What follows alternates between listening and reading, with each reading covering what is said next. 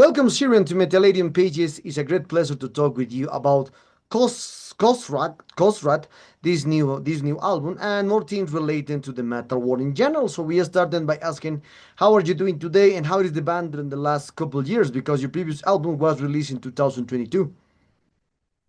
Pretty good. We've been working pretty hard on this new album for the last couple of years, but we've had quite a bit of gigs as well. We did a US tour and just a few festivals around Europe. For us, that's a lot. So yeah, we've been busy the last 3 or 4 years or so. Okay. Well, the name of the band, I think is the pronounce is correct. Coscradh, I think refers to the Coscradh. triumph. Refers to the triumph in slaughter. So for in all Irish. So how does the term define the atmosphere you aim to create in your live shows compared to your studio recordings? Um, yeah, the meaning of the band is um, Coscradh. So it's an old word found in the Annals, um, meaning a battle that ended in slaughter. So. Yeah, we have like a very heavy Black Death sound, so yeah, we try to emulate that live. Try our best anyway if the sound permits. Hmm. Okay. Okay. So you've been a key of part of the Dublin scene since 2015. How has the Irish underground evolved since your first demo? And do you feel more isolated or connected to the global extreme scene today?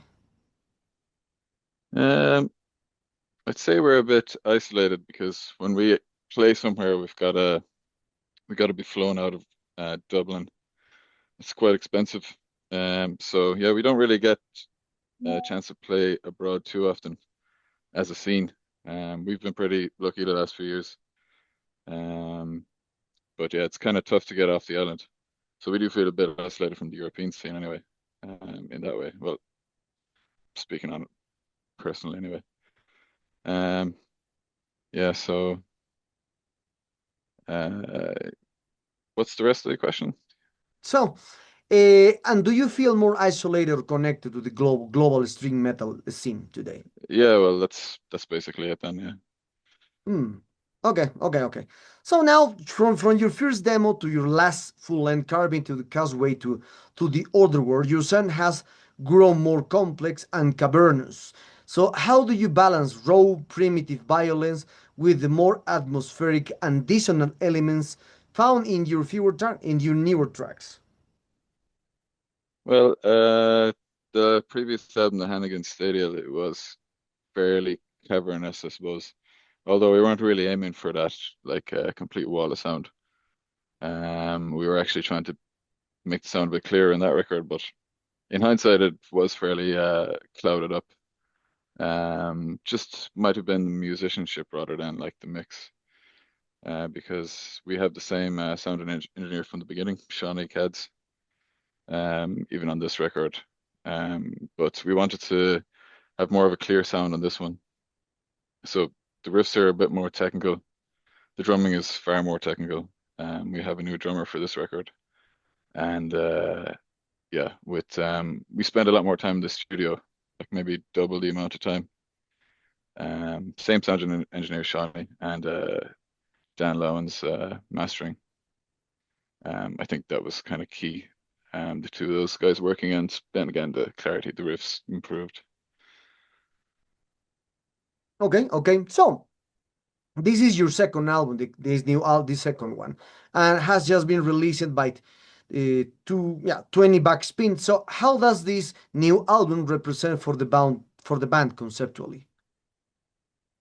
Um, we always stick to sort of Irish mythology, historically themed lyrics. So it hasn't really changed too much on that front.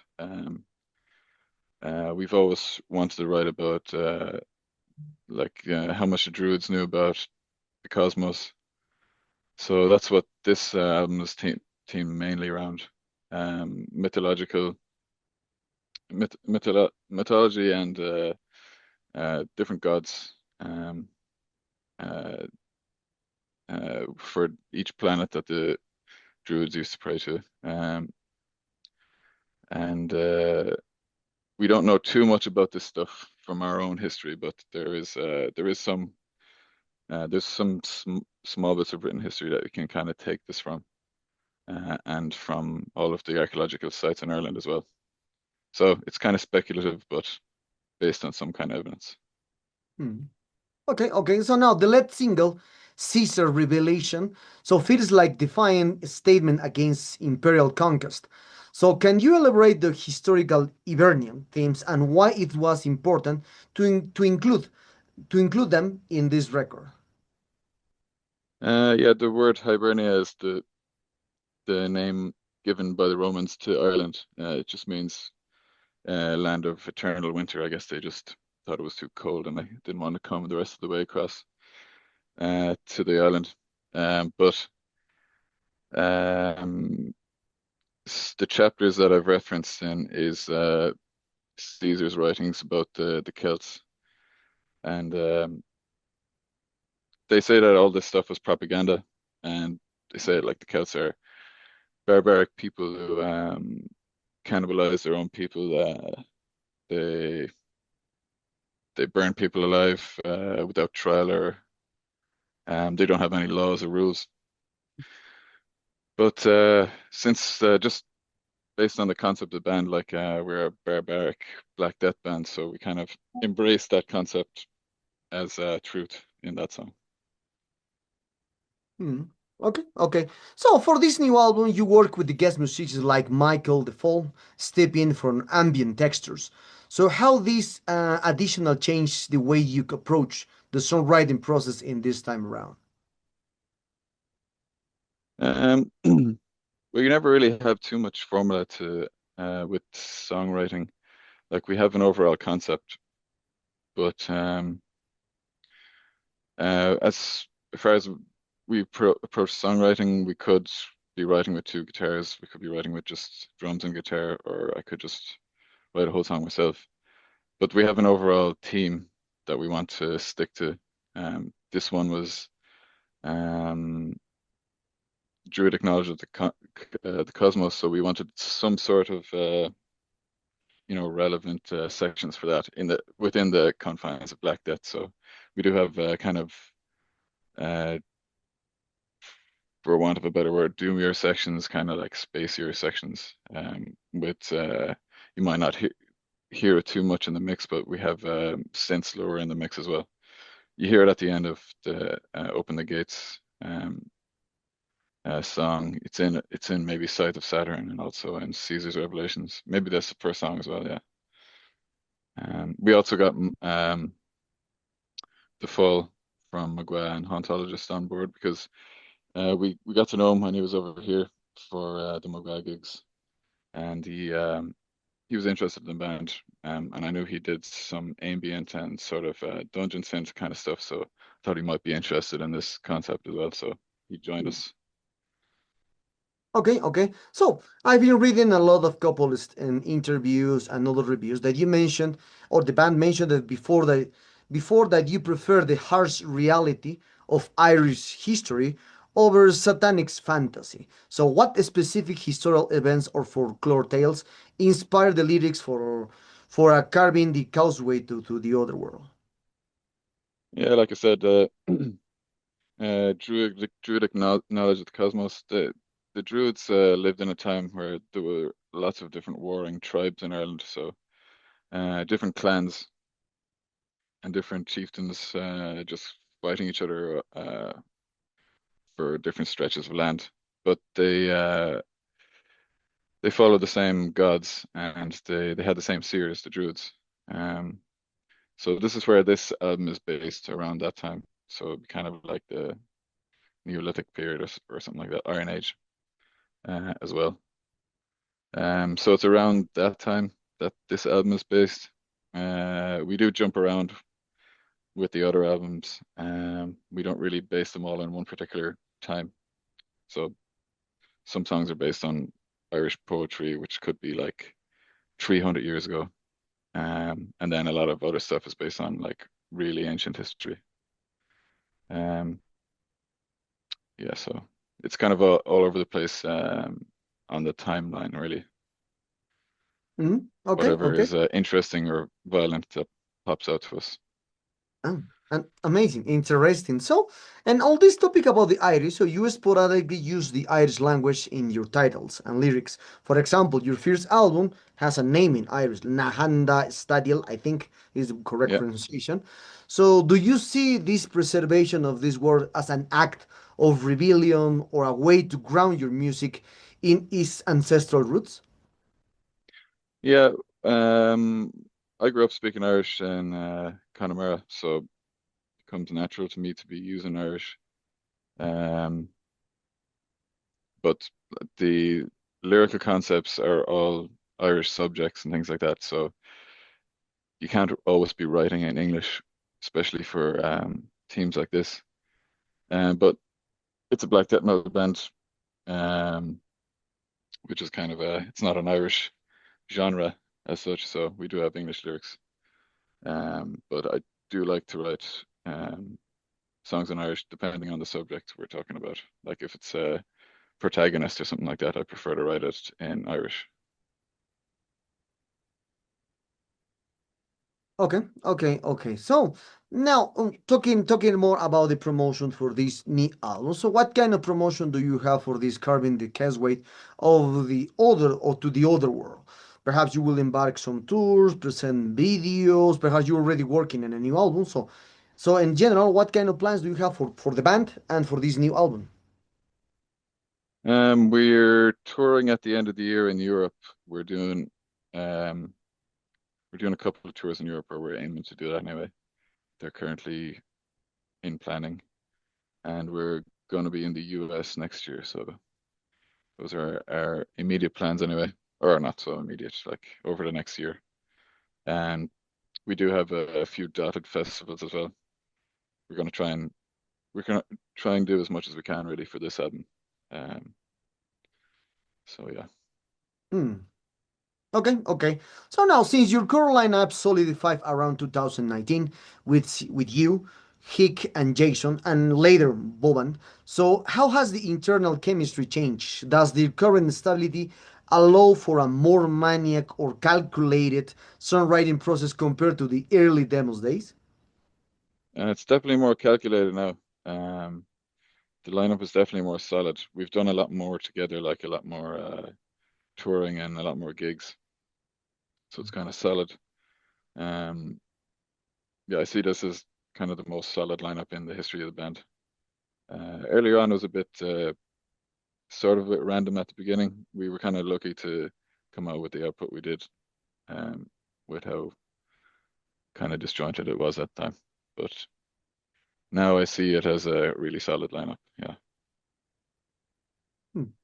Okay, okay. So now you started in the Irish underground scene in 2015 and you were released mostly all records with underground labels. Now you have a transition with a bigger label, like well, one of the greatest one, the big 20 back spin. So how did the transition to the major label like 20 back spin if affect your perspective on the band's reach? Do you feel more pressure or more freedom now that you have a global spotlight?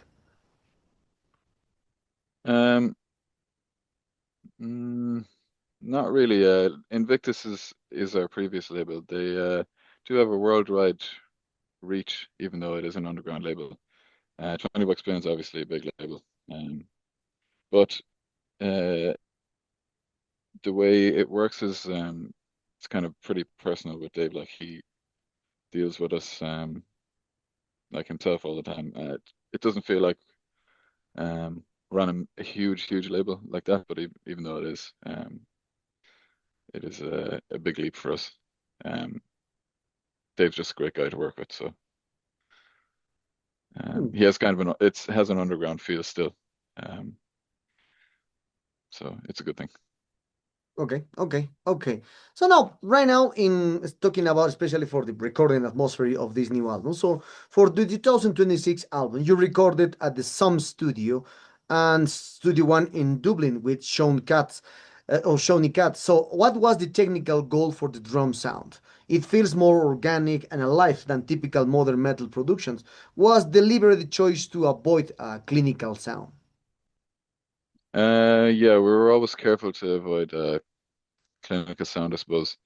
This is the first time you can actually hear everything, so um, we we don't like the triggered modern sound. Like we replace, I guess you would call it old school enough black and death metal to a certain extent. Definitely doesn't sound too old school.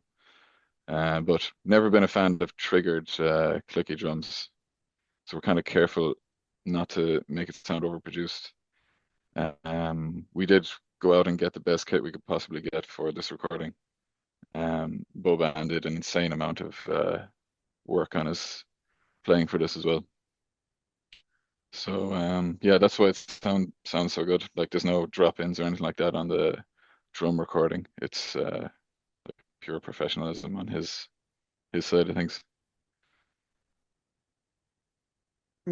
Okay, okay.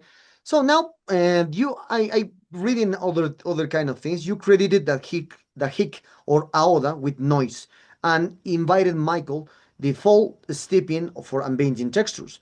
For a technical standpoint, how do you integrate these non-musical sounds into the metal mix without losing the intensity of the cavernous sounds of this new album? Yeah, we've always had sort of noise aspects to the every release almost. But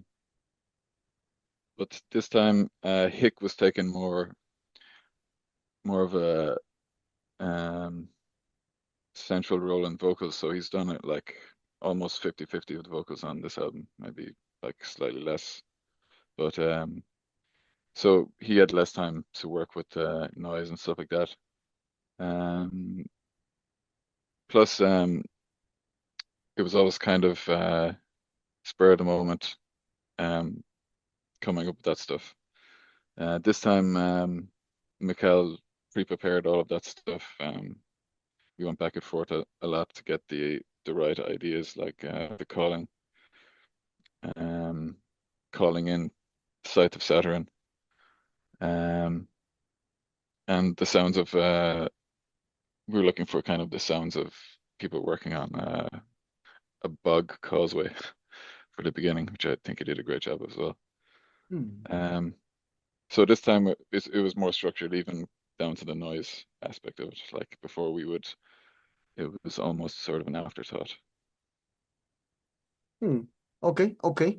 And we're very close to this interview, Ciarán. So another topic is mostly especially for the mastering and the vocal textures, especially first with the vocal textures. So your vocals shift from moans to terrifying screams and monstrous growls. So do you use a specific hardware, pedals, mic types, who knows, or studio techniques to achieve that possessed and putrid vocal tone? We actually rolled back on the effects for this one, so we could properly hear all of the horrible parts of the vocals. The we used guitar pedals for like almost all of the previous recordings, but I think we wanted some more clarity on this one. We did try pedals again, but it did take away. It made riffs suddenly disappear and things like that. So we recorded with both pedals and straight through the desk. But we opted to put effects on afterwards in the mix, but also roll back in them. Um, Again, we use a lot of different types of vocal styles, me and Hick. Um, so yeah, I think we've added a lot more kind of texture to this one, but also kept the previous style. Okay, okay. So now talking about the mastering, working with Dan Loudness at Resonance Sound is a staple for many elite death metal bands. So what specific instructions did you give him to ensure carving this new album uh, felt like an absolute onslaught but remaining audible? Yeah, yeah, remaining audible was the main thing for us. So a lot of that was Shawnee in the studio. We rolled back on the gain on the guitars. Um, Previously, we would have had that up with additional guitar pedals, but we use 5150s, triple X's as well, and not too much effects on the guitar pedals. So Shawnee and Dan Lawrence worked together on the mastering to get this explosive kind of sound. I think he boosted the bass, which is something we never really do. Um, we got this kind of sort of boomy effect in the final master, which we really liked. Kind of, yeah, it's explosive sounding, and that's kind of Dan's school came back with his own school of thought for it, and he suggested doing this, and that was pretty great for the mix overall. Hmm. Okay, okay. So, and one of the last questions from this interview, Ciarán, is when I listen all the time Coscradh, so I remember the words for a friend who likes the 80s sound. Bands like Hellhammer, Sarcophago, like barbaric sound or war metal. I don't know a lot the new, especially for the labels that would. But when I hear Coscradh, you sound like them. You have an influence from that era for the metal, but at the same time you sound very technique, very professional. But this friend tells me one time that the bands that has this sound need to sound ugly, need to sound with imperfection to do the music more true. So what do your Yeah, opinion do you have for this kind of a statement? That is not the first one. I hear a lot of things. A lot of people say that you need to play bad to maintain the metal alive for the 80s, something like yeah, I that. get you. Yeah, like I do love all that old school stuff. I love all of Beherit, Sarcophago, uh, Blasphemy, Hellhammer, and all that. But we've done recordings like this for like years, so I think it was time to do something a bit new. Um, we also our playing has improved a lot too. So we wanted to kind of go for it on this one. Listening to a lot of albums like Angel Corpse, Necrophobic, kind of the more technical black and death metal, recently enough. So sort of influenced by that era as well. Um, in the more recent stuff, but still you hear bits of Beherit, you hear bits of probably Blasphemy still throughout the new album. Hmm. Okay, okay, I understand. Well, Ciarán, we arrived to the sad moment of this interview. Thank you very much for your time. It was a pleasure to speak with you. This new record is an amazing one, a very truly beast Thanks. into the extreme metal. So perhaps do you want to add something to your Latin American fans and obviously Metallero followers? Yeah, hopefully we make it down there someday.